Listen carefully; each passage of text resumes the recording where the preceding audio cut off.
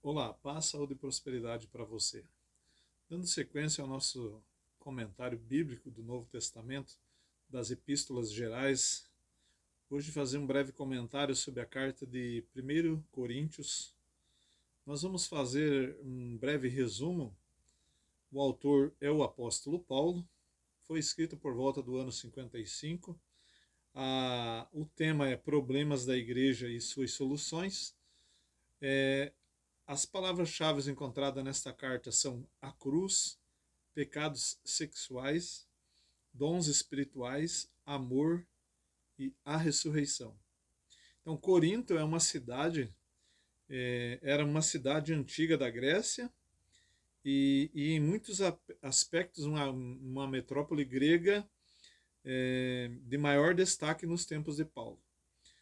Corinto, assim como muitas cidades prósperas do mundo de hoje, ela também era intelectualmente arrogante, materialmente próspera e moralmente corrupta. O pecado, em todas as suas formas, graçava nessa cidade de má fama pela sua licenciosidade. Então, era uma grande metrópole e não muito diferente dos nossos dias, né, com todos os tipos de pecado, na mais absoluta normalidade. Então, esse foi um dos grandes desafios do apóstolo Paulo ao escrever essa carta para corrigir problemas na igreja, né, devido a muita permissividade de pecados que havia naquela cidade. Então, Paulo tem o objetivo de escrever essa carta com a intenção de corrigir problemas na igreja, né? Ah, Temos uma observação aqui: não era coisa fácil escrever-se naqueles dias. Porém, de acordo com 1 Coríntios 5,9, Paulo já tinha escrito a estes irmãos, mas ignoramos como se perdeu a mencionada carta. Porém, a carta era o método mais rápido e mais eficaz de disseminar a informação naqueles tempos, né? Então, Paulo se utilizou muito das cartas, e é o que nós temos visto nos últimos comentários e nos vídeos que temos postado, né? Justamente com a intenção de alcançar o maior número de igrejas. E aqui nesta carta, especificamente em 1 Coríntios. Há aqui também cartas que, como aqui citadas, que foram perdidas, né? Você vai ver o propósito da carta, da primeira carta de Coríntios. Paulo tinha dois motivos principais para escrever esta epístola: tratar dos sérios problemas da igreja de Corinto de que fora informado. Eram pecados que os coríntios não levavam muito a sério, mas que Paulo sabia serem graves. Aconselhar e doutrinar sobre variados assuntos que os coríntios lhe encaminharam por escrito. Isso incluía assuntos doutrinários e de conduta e pureza, tanto individual como da congregação. Não muito diferente dos nossos dias, muitas pessoas oriundas dos mais diversos ramos cristãos e também das mais diferentes correntes religiosas e que chegam para o meio cristão precisam ser aconselhadas, doutrinadas, e isso leva um certo tempo, né? Então Paulo trabalha justamente com esse propósito nessa carta. Você observa também que era uma cidade, uma grande metrópole e também com muitos pecados que pessoas se convertiam e acabaram trazendo isso como algo normal, né, trazendo as velhas práticas para dentro da igreja. Né. Você vai observar algumas coisas que aconteciam em Corinto. Havia um espírito de divisão, um dos problemas era esse. Você encontra em 1 Coríntios 1, capítulo 1, versículo 10 e 13, também no capítulo 11, versículo 17 e 22.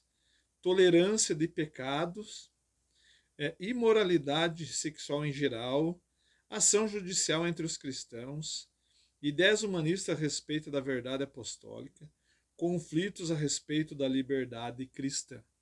Então, Se você observar pelo menos esses 6 pontos aqui mencionados, você vai ver, dando um olhar atento, muitas coisas acontecem no dia a dia, e nos mais diferentes escândalos que às vezes vem à mídia e também no dia a dia da igreja cristã como um todo, esses tipos de coisas ou pecados que aqui são citados, né? Divisão, tolerância, imoralidade, e algumas ideias não cristãs, e também a liberdade cristã causando muitos excessos e trazendo prejuízos à igreja e à doutrina do Senhor.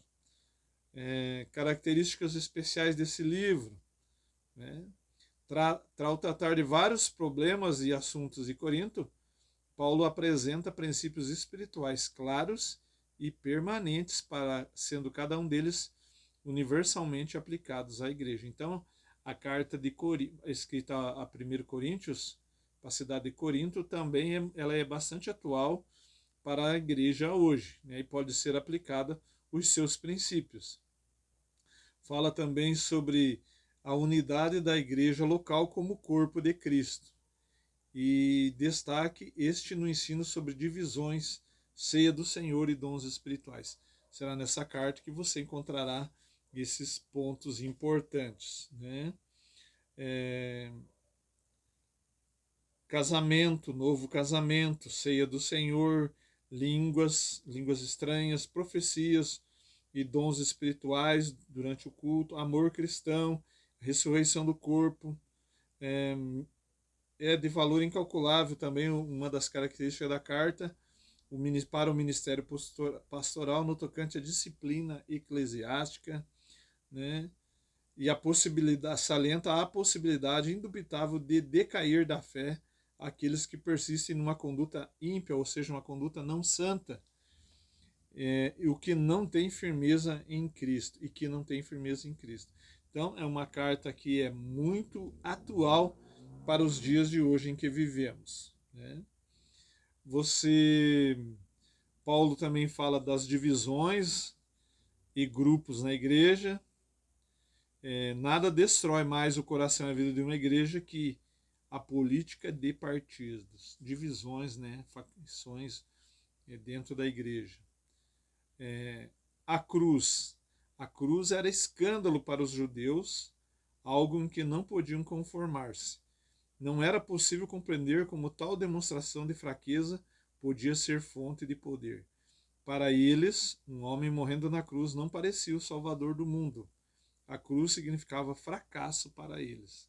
Mas nós sabemos que era a nossa libertação, a nossa redenção. E para os gregos era loucura, né? Os gregos que tinham seus deuses, que enalteciam a beleza, a parte física, estética, e aí o Cristo crucificado, né, como diz a própria Escritura, sem nem beleza e nem formosura, para eles era loucura, né? Ou seja, a cruz é o poder de Deus ou é loucura. Nenhuma pessoa jamais deixa a cruz na mesma condição em que ela veio. Terá de aceitá-la ou de rejeitá-la. Se aceita, torna-se filho de Deus. João 1,12. Se a repudia, é réu condenado. João 3,36. Então, Paulo não pregou um Cristo conquistador ou filósofo, porém, Cristo crucificado e humilde. Paulo diz, nem eu tampouco julgo a mim mesmo. Paulo, então, usa da sabedoria para ganhar e doutrinar a igreja de Corinto. Também trata de assuntos como casamento, a ceia do Senhor, a sua importância e relaciona com o passado, presente e futuro. Em Coríntios 11, 23, 32, o texto clássico da ceia do Senhor, um memorial. A morte de Cristo é a nossa motivação para não cairmos em pecado e para não nos abstermos de toda aparência do mal, e para nos abstermos de toda aparência do mal. É um ato de ação de graças pelas bênçãos e salvação da parte de Deus, provenientes do sacrifício de Jesus na cruz por nós. Tudo isso fica muito claro na primeira carta. né? Instruções à conduta cristã. E Paulo também fala do amor, 1 Coríntios capítulo 13, um clássico, uma leitura clássica do Novo Testamento, né? 1 Coríntios capítulo 13. Narra com muita beleza como devemos usar os dons que o Espírito Santo nos dá, e este capítulo é denominado o hino do amor, né? E, então as colunas do Evangelho de Paulo em 1 Coríntios é: Cristo morreu pelos nossos pecados, segundo as Escrituras, 1 Coríntios 15, 3. Ressuscitou ao terceiro dia, segundo as Escrituras, 1 Coríntios 15, 4. E foi visto por grande número de testemunhas, 1 Coríntios 5 e 6.